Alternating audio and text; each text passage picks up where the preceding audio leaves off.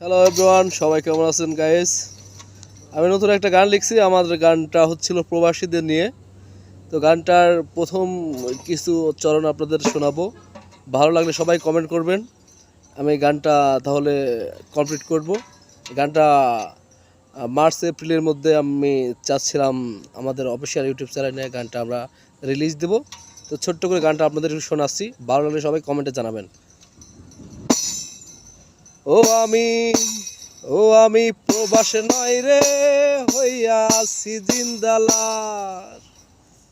ও আমি প্রবাসে নয় রে, হইয়া আছি জিন্দালাস। মায়ে কান্দে বোনে কান্দে, বাপে কান্দে বোনে কান্দে, প্রতি রাতে বয়ে কান্দে কান্দে আমার মায়।